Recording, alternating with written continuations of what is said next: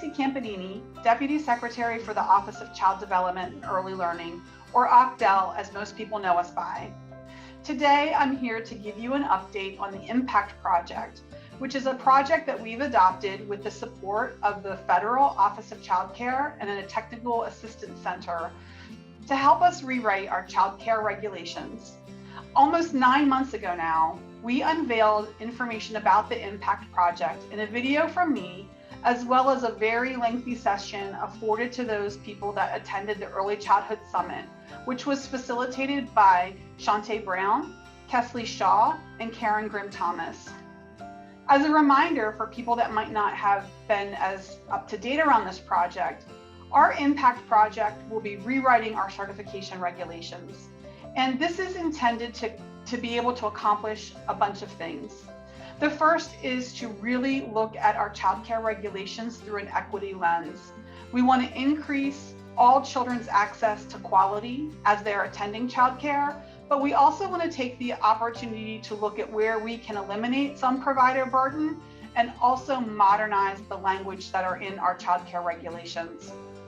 For the project, it is our intent to have a wide and robust response from interested parties across the Commonwealth. And if you're watching this video directly, the information about the IMPACT project is available on the PAKey's website for the Certification IMPACT project link, or it's embedded in the description of this video.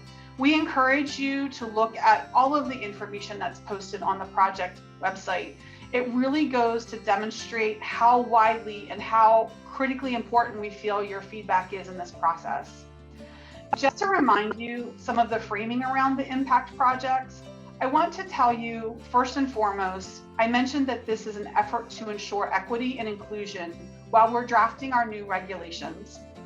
The intent of these regulations is that we could demonstrate and allow providers to demonstrate compliance in multiple ways.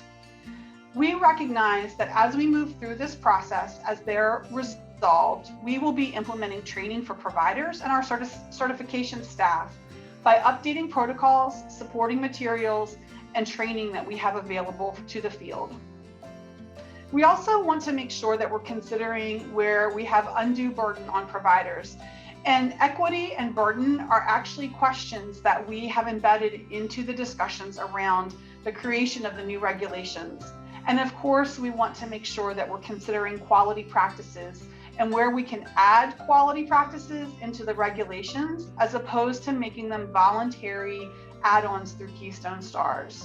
And some of the changes that we're including in the regulations are really to make sure that our Pennsylvania regulations are updated to align with federal compliance standards. So how have we gotten to where we are today? Well, first and foremost, we advertised and selected members of Pennsylvania's child care community and other interested parties to join ad hoc subcommittees. All members of the subcommittees are posted on the website, and you can see who's representing various constituencies on those subcommittees. It's really important for us to take a first blush at what the draft regulations are by allowing the subcommittee members to review them, talk to some people in their networks, and give us their feedback. That feedback, which we're finalizing right now, is really important for us to refine this draft before putting it out publicly to the remainder of the early childhood community across Pennsylvania. And that's really what we're getting ready to do right now, is we're getting ready to share our draft proposed regulations with all of you. So let me talk about how the new regulations are going to be organized, because we've changed them. This is not an edit, this is a complete rewrite. The first section is purpose and authority. It includes the statement of intent, and we want to recognize the intent to rewrite and align with the goals of quality, provider burden, equity, and inclusion. I want to just make a clarification here because it's important to understand. Currently, Pennsylvania has 3 chapters that address child care regulations: the regulations for child care centers, the regulations for family child care homes, and the regulations for group child care. And moving forward, we have decided to align with the Office of Child Care through the Child Care Development Fund regulations, which really only recognizes 2 provider types. And of course, the definition will address this, but we'll be moving forward with regulations that will address child care centers and family child care homes. And included in purpose and authority is the definitions and what we're referring to throughout the remainder of the chapters. The next section is partnerships with families and communities. And some of the highlights of this section that we want to call out to you is we've renamed it from regulations that currently exist, but we want to highlight the importance of family participation across all early learning settings, including child care. It enhances the information shared between the family and the program and helps us refine some of our experiences in this section. It also addresses how there will be additional requirements for the family handbook for enhancements. It includes those requirements that are necessary at the time children enroll in the program. And it asks programs to figure out how to clarify what their family engagement plan is, which will now be incorporated into the regulations. And it strengthens the support for children with developmental delays, disabilities, or special health care needs, as well as communications and supports to families who are not English language speakers. We want to recognize that some of the regulations in this chapter may be new. And again, I've addressed our intent to create and enhance training and professional development and resources as we move through this process. Moving on to the next section, which is entitled Professional Development, Training, and Requirements. This section addresses staff qualifications aligned with Pennsylvania's career pathway. It updates staff titles to align and focus on teaching staff for director, teacher, teacher assistant, aide, and volunteer. It adds the requirement that all workforce in a child care center be added to the PD registry. But you know what? You all have pretty much accomplished this through the workforce support grants that OCDEL is just completing right now. So congratulations, you're ahead of a potential regulation. And our goal here is to really align systems between childcare and other early learning providers by updating the language around professional development and training. The next section is the early childhood program. It adds clarifications in the regulations around curriculum requirements. It requires a focus on inclusion and decision-making processes based on quality, equity, and culture.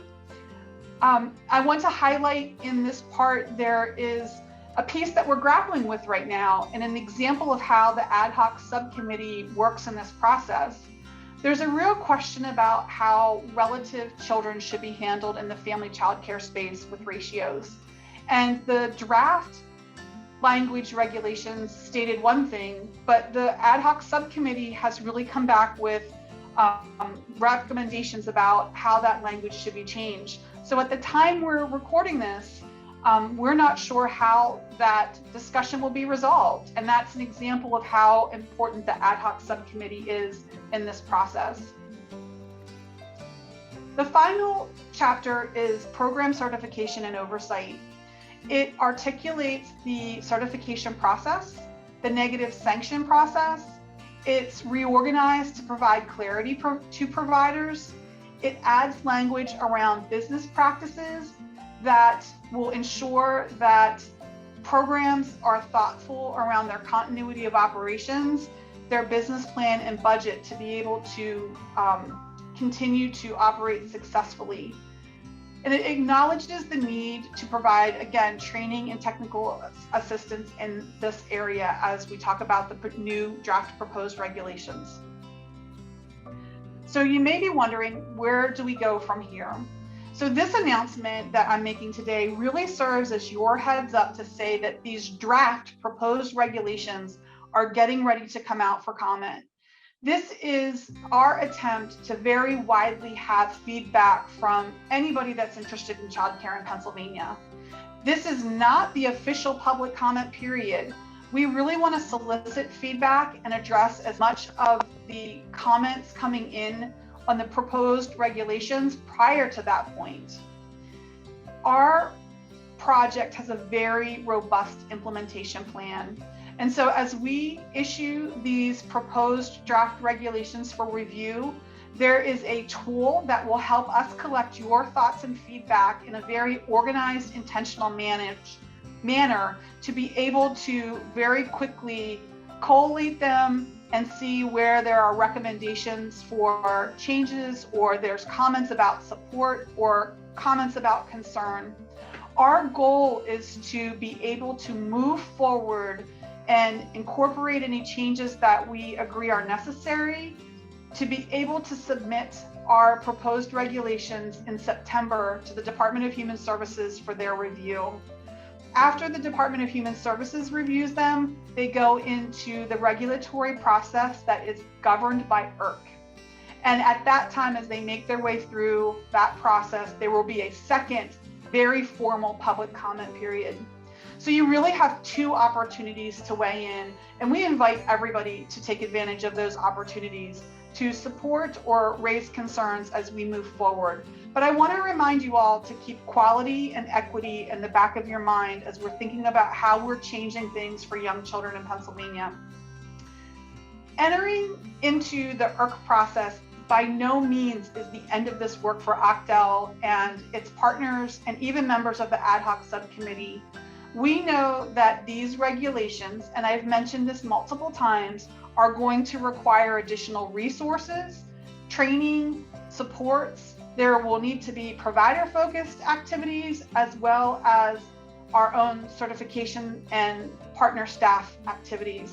And so as we move into the next phase, while the regulations are moving through the process, we will be continuing the work to make sure that we're poised to implement these new regulations when the process is completed. Just to give you an idea, the best case scenario for regulations to move through the IRC timeline is about 2 years. And so as we talk about the potential implementation and impact of this, we're really talking about them being addressed sometime in calendar year 2024. Whew, that's a long way away. With a lead-in time to implementation. So as you're thinking about this is not a sudden change. This is a change that we have that will take some time to implement, and we acknowledge that. Again, thank you for taking time today to join me in hearing about this update. And just let me say one more time, I invite you to comment. I want to hear, and the subcommittee wants to hear, and the team want to hear your voice as we move forward. But again, please remember that this is our opportunity to really create regulations that are supporting quality for young children in Pennsylvania, our opportunity where we can to eliminate some provider burden and ensure that we're being equitable in the work that we're doing. Thank you for your time.